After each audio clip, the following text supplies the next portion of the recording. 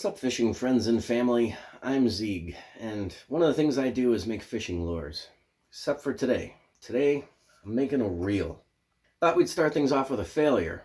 This is one that I was working on and I didn't like it. So we're going to start over. I'm going to show you my process, make the improvements I might have thought of, and see what we learn along the way. Let's get started. One of the things I didn't like about my reel was the boring grain. It's very just straight. I picked straight grain. I thought it's kind of what you normally would do, but I think I'm going to go with some more interesting grain. Went through the wood that I have for this, and I found a piece with a whole bunch of stuff going on it. So I'm probably going to use this piece. This happens to be 1/4 inch panel. I think it's mahogany. I'm pretty sure it's mahogany. It's the same material I made this one out of, and this one proved to be very durable. After I realized I had messed this one up, I decided to kind of stress test it, so I threw it around, but it won't come apart. It's obviously not going to be a deep sea reel. This is for fishing off the shore for some small fish.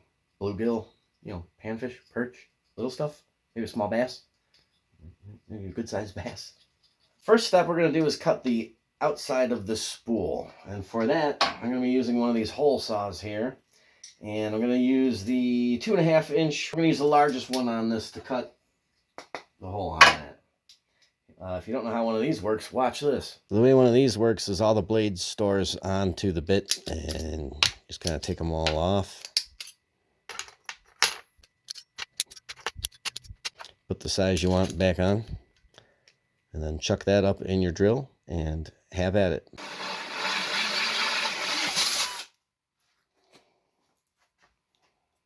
We'll be needing 2 of those. For the center of my spool, or arbor, I am going to take it from my 2.5 inch down to 1.25 inches. Just take this off. And you put the 1.25 inch one on. And then send it through your piece of wood. This one, interestingly enough, is not going to make it all the way through. So I'm going to have to drill halfway, flip my board over, and continue with the center hole. We'll keep everything in line. Oop, we do have some problems there. I did not notice that. Check your wood.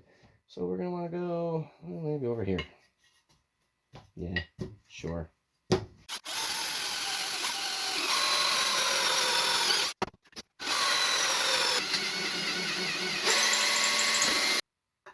That's all the cutting we have to do for our spool. There we go. Obviously, we'll have to do some sanding, cleaning up, assembly, and all that later, but I'm happy with this. It's the same dimensions as my failed reel. I was happy with the dimensions, just didn't like the look. I think we got a little bit cooler looking pieces of wood here. I don't know if you can see that. It doesn't matter. We'll see it later.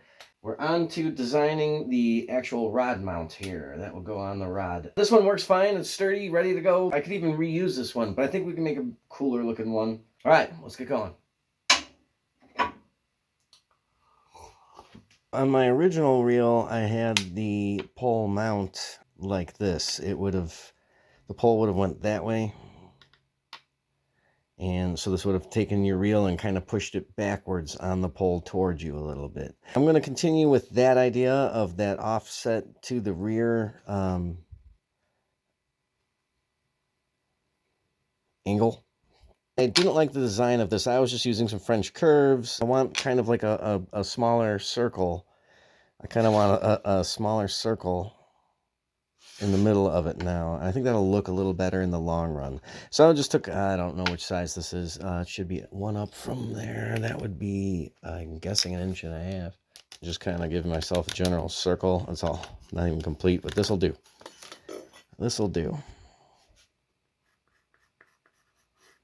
We got to do a better way of making that circle. Hold on. Let's just get a circle going here. This actually doesn't need to be perfect because we're going to kind of stylize it. Now we'll design like the rest of it.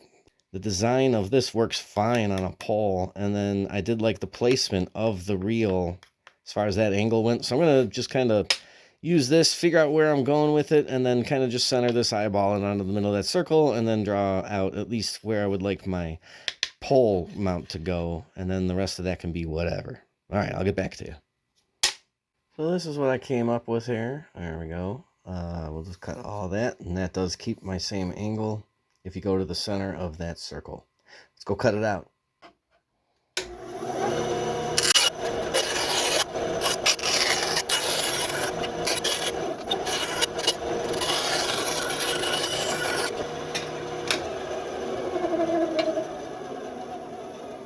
Next up, we gotta do that again with a piece of wood that kind of crosses our grain for rigidity. This should be good. I cut it out a little oversized and I will sand it down. But first we'll duplicate this onto another piece of wood. Just trim it out.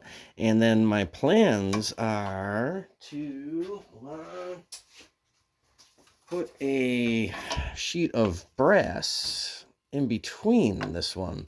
So a thin layer of brass in between the two halves of this. Kind of a cool look, a little brass stripe going down there. That could completely fail. I've never done this before. We'll find out in a minute though.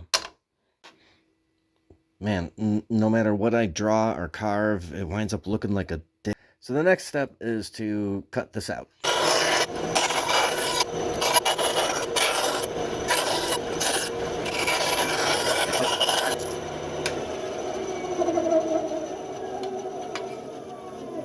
All of this is going to get assembled and then sanded down to be all the same size. We'll show you that as this progresses. Next up, we're going to cut out my cranking arm.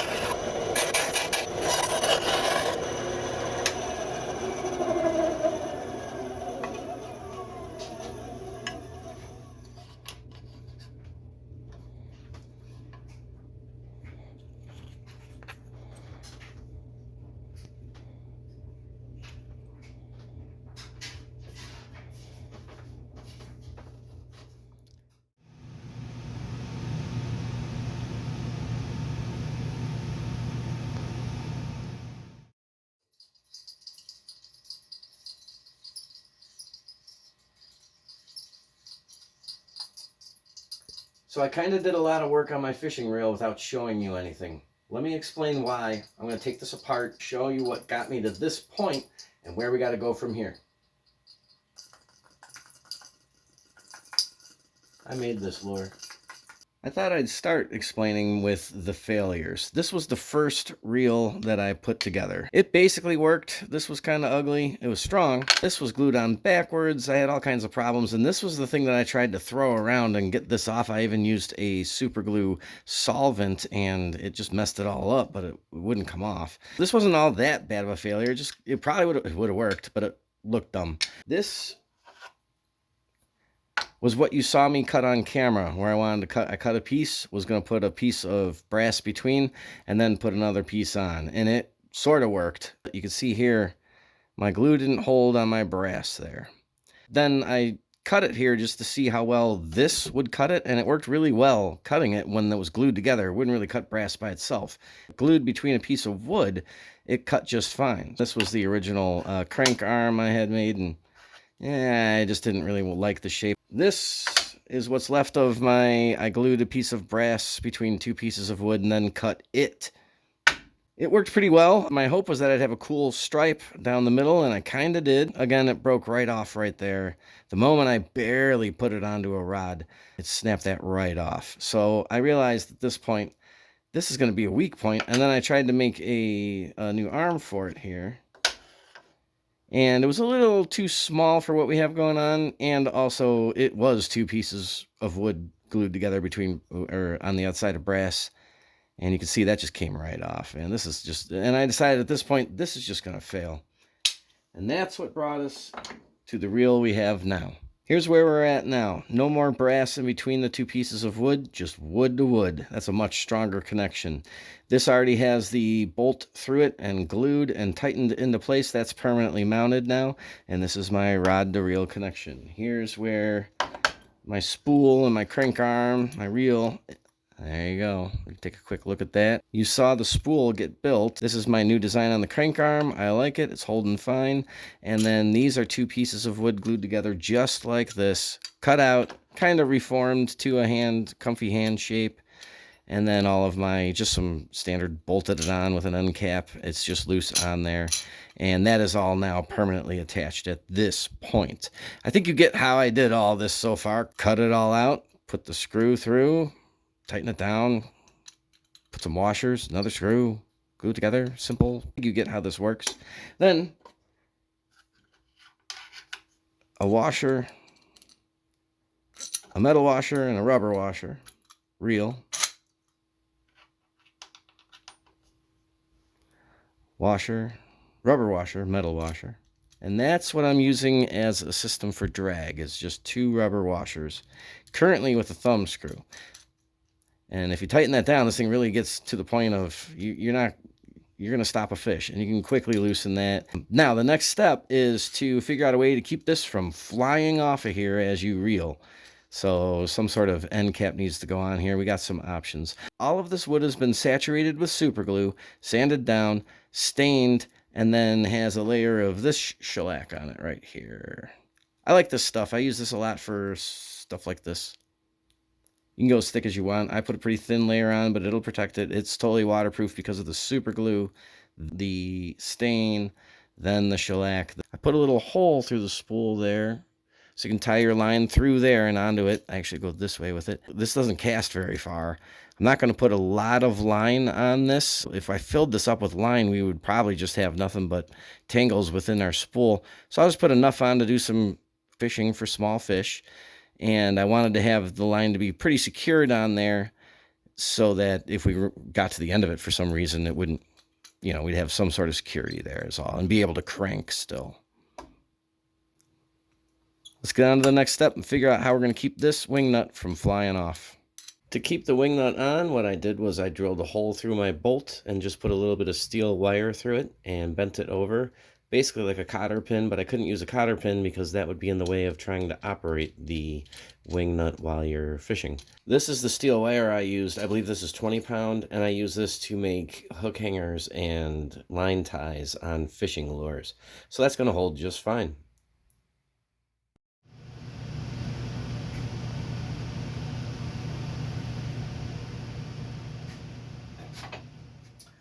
All right, let's wrap this video up. If you were building this along with me, I'm sorry. I did end up with a successful reel.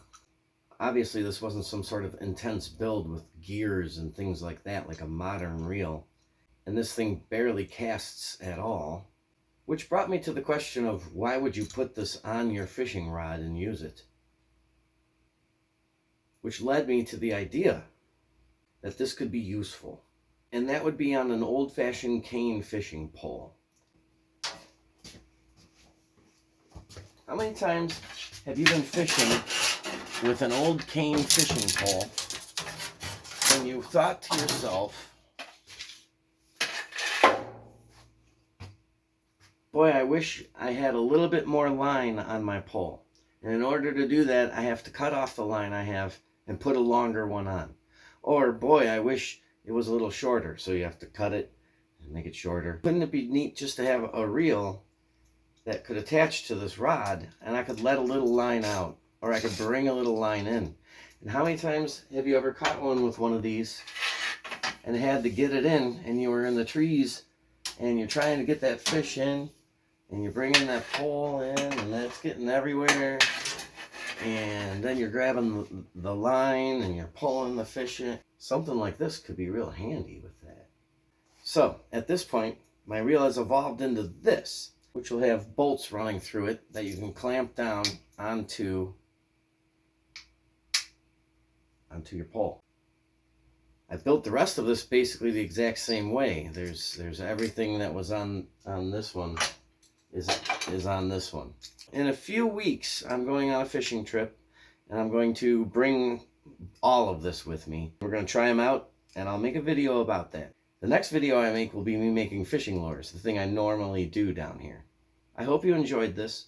I hope maybe it inspired you to build your own reel, or just build your own anything. Just have fun and build things. And if you do something like this, let me know in the comments, and I'll let you know if this is useful or not. All right, fishing friends and family, I'll see you in the next video. Thanks.